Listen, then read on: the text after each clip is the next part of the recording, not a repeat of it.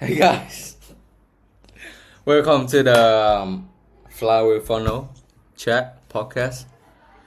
It's been a while, right? The last couple of week. Actually, we changed to doing our funnel now. We're not. Yes, we still do landing page, but we do funnel now. And yeah, so a big update about me.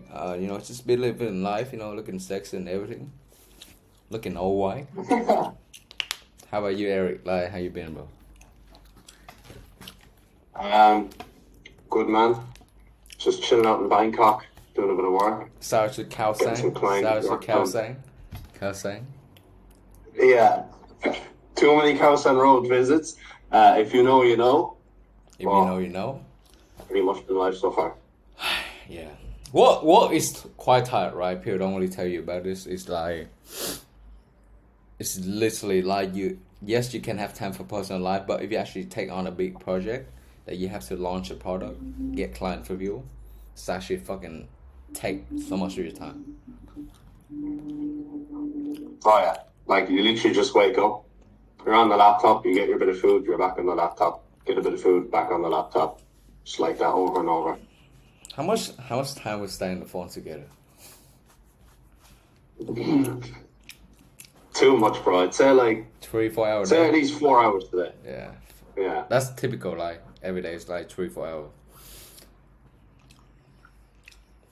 it actually is. Yeah, Ridiculous. I see you unless more. it's a week, unless it's a weekend. I see more than you, and my family, bro. Yeah, me too. I don't know if that's a good thing or not, but Yeah, but it's okay. It's a journey to build a 30 40K H MR business in it. 100%, man. All right, let's 10K is a low target. 10K is like the standard, but like I make 10K before in my life, so it's okay. It's not that special. Yeah, it's nothing. It's nothing that much. But let's talk about the main topic today. We want to talk about because after we film this, I'm going to post it too. So the next day you can post it. Alright, So perfect. let's talk about we find a sales message. So basically, the context for you guys is we kind of working on a fitness client. He got a really big following, and we basically optimize his funnel for him. And obviously, the biggest problem we face is his sales message. It's not very clear. It's not very well defined, and actually very limited his growth. So right now he about 30K a month, 30K a month on a good month. But most of the business is off email and referral. Okay, and the reason we suspect that is he he doesn't have really marketing background, so he's not able to have the right ICP that he's talked to. That's why he actually bring us on the team to actually refine the sales message and actually get the right client who on consistent basis. So Eric, you can go over like what we've been doing so far to achieve this. Okay, first of all, and this is like the main thing, is getting the client interviews. That's literally where it is. You need to speak the same language the ICP speaks. So we need to just collect them client interviews and go over, listen to it, see how they describe their pain points, their problems, their dream states, their current lifestyle, everything. Like we literally talk in their language and feed it back to them. Essentially, obviously, there's a lot more. That's literally all of it comes down to that. It's their language. The direct ICP, you talk straight to them, and it's pretty much it. Like we could go on about it more, but summarized version, you're literally doing that. It's client interviews. Yeah, I do believe like the biggest problem with even you and me in the beginning, right? When we create those landing page, we basically just really come up with their pain point and their benefit. We didn't really Yeah, we didn't do any research, did we? We just ChatGPT that thing. You know what I mean? yeah. It's like that's actually a mistake a lot of people make. Like they look at the problems from their perspective and from what they think the client would feel, but you can't really know that until you listen to the client and you listen to how they describe it, what pain points they go through. how they feel about something. Because you might look at a problem and it might not be a big deal to you, but for your ICP, that could be something huge. And if you don't outline that in your copy, you're not even like targeting them. You're targeting yourself pretty much. But you're not selling to yourself. You're selling to the ICP of your client. So you always have to go back to the client interviews pretty much. That's facts. And like, obviously, you can tell people to do interview, right? But what you recommend is like the type of question they should ask like the client to get like a more specific question or like answer. Okay, so it's their name, age, location, job, marital status, family, kids, all of that first, kind of personal life, maybe a quick backstory, how they grew up. Then what they were, how the state they were in before the program, what made them join the program, going through the program, how they felt, and after the program, how they describe the results, the transformation they made. So if it's fitness, like we've noticed, now not with this client, but with other clients, let's say, when it comes to like busy dads, like kind of 30, 40, 50-year-old dads, like a lot of them use the term super dad. So you can literally put that in your copy. They want to be the super dad of their family. Like that's like the language they use. So when you say that, like it wouldn't resonate to me or you because we're not super dads for any family, but for them it's like that literally resonates with them straight away. I might be a dad soon. You never know. You never know. We leave that to the we leave that to the audience. But yeah, it's facts. Like at the end of the day, like as a copywriter or even person who create any sales message, it's not your job to figure out. It's not your job to come up with a message. It's your job to collect the message. I think that's the biggest lesson that I learned. Also, let's make it quite easy, right? After you see how I use ChatGPT to like summarize everything, you know. Yeah. That's a key giveaway, guys. Like if you actually check my highlight. Yeah, that needs to be a giveaway. That is saucy stuff. Twitter. Need to make a course on that. Wow. So like I say That's again, a man. giveaway. The biggest takeaway is actually not you come up with content, but actually work with the content from the client that already pay for the program, and that's how you get the best sales message. Which lead me to the next thing, Eric. How important is it to actually work with client who got good traffic, got good offer? Very important, because if you're trying to validate someone's offer, like they don't even have client interviews or they don't have an offer validated for themselves, you're kind of just like, you're guessing. Like I put out a story on Twitter, like the analogy of like the sniper in the hills. Like let's say the copywriter could be like basically like the sniper. He could have the best fucking gun and the best sniper in the world, fucking nice tripod, camouflage, the scope, everything maxed out. But without any ammo, it's useless. You're literally sitting there in the hills with nothing. Where the research and basically the client interviews is like the ammo. Sit in the hills. Your ammo, you have your ammo in your rifle. Take a deep breath, aim, boom, hit the ICP directly in the pain points. Everything, like, as literally, it is 80% research, and the research comes from the client interviews. We actually need to put out a doc for the detailed questions for people to ask. But we will. But you guys should check out Amen Arab self-serve. They got some pretty good stuff there. Tops. Top. The way to climb ascension. Maybe. Give it 2-3 months. Daniel Faisal, can you retweet this? God damn. Yeah. You fucking like Daniel, hi. You'll need to know us soon anyways. Pre-promotion, bro. Guys, if you actually can tag him under this and let him fucking retweet this, that's be very lovely, guys. But, you know, that's what I'm saying, man. Soon. Obviously, you and me both have experience with like bad client, right? The people who will sometimes they can like the slow one. That's the worst. I think it's like some clients' perceptions are like when they pay you and you're doing the work, they just want to like sit back and put the feet up. But like they like some, obviously not everyone's like this, but some clients don't understand. Like we can only work as good as like the input they give us. And if they work well with us, like literally it's the onboarding form. If they fill that out, the more detail they fill that out, the better job we can do.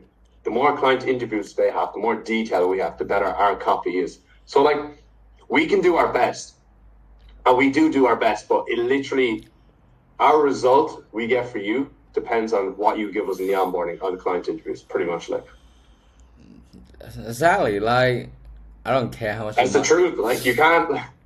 I don't really care how much money you pay me. Like, the biggest thing is the communication. If you're unable to like actually communicate me quick enough, it's really hard for us to actually deliver you the best product, right? Because we can only work from what you give us, right? The quicker you work, the easier we can get you the result, and the quicker we can get you the result. You know what I mean? Yeah. Amen. But that's the thing that we learn, you know. Obviously, 10K in 3 months, that would be like BS these days, isn't it? It's easy. It's easy. I don't really think it's hard. I do believe like one thing that you realize on Twitter is a lot of people. Oh yeah, first month they make like 10, 20K, but you don't see the backstory. How many years they work in a 6, 7, 8 figure company, and they get all that training, get all that skill. How many business that they failed before. So I really like that. I think a lot of beginner that jump on this online or any type of business should like not too much focus on what other people is doing, but really focus on your journey. So like Eric, for you, like obviously I won't say you're new to this, but you've been here for a while. But let's just say you speak to yourself when you first start out. What are the things that you tell yourself to make sure that you stay focused on the journey and not like try to be divert too much? Yeah, so even before I started Twitter, I had actually tried some other things. Like I always had like the entrepreneurial spirit in me. So like literally like back in the days, like I used to sell cigarettes. That was actually like a side hustle I had. I tried Amazon FBA, I tried trading, I tried crypto, I tried short form agency. I think it's like I think everyone needs to like bounce across, try different things, and you'll eventually find something and you'll know it's for you. But to people who are beginning, what I'll say is like there is a lot of work to put in. Like it is fulfilling if you do enjoy it. Like I actually do love this. I actually do love coming on and literally putting in the hours with you.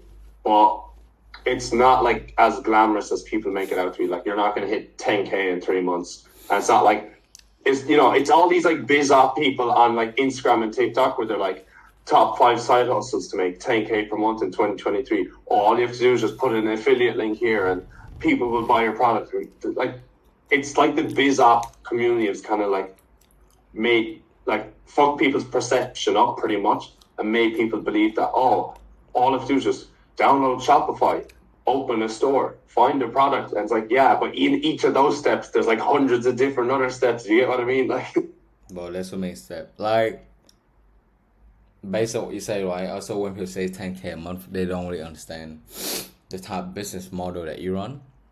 You can, if you do landing page, it's quite hard for you to get to 10K a month for your beginner. That would be like 10 project, or like even if you charge 2K, that'd be like 5 project. And that's 5 project after you done one off, right? And you have to look for the next 5 project next month. Like how many people actually need that much landing page unless you're the top dog.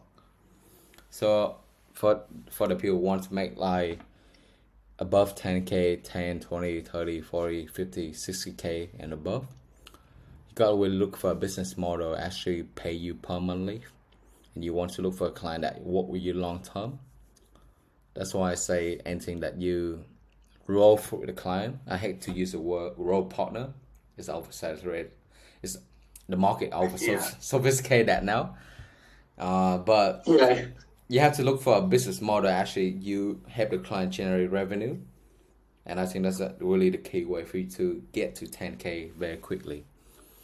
Or if you do live outside OnlyFans management, that could be a quick way. But that's due to your personality, though. You know what I mean? That's due to your personality. Personally, I know Eric has some skill set in managed Go. That's all I know. Haram. No, that's not haram. Shout out to Kalsan.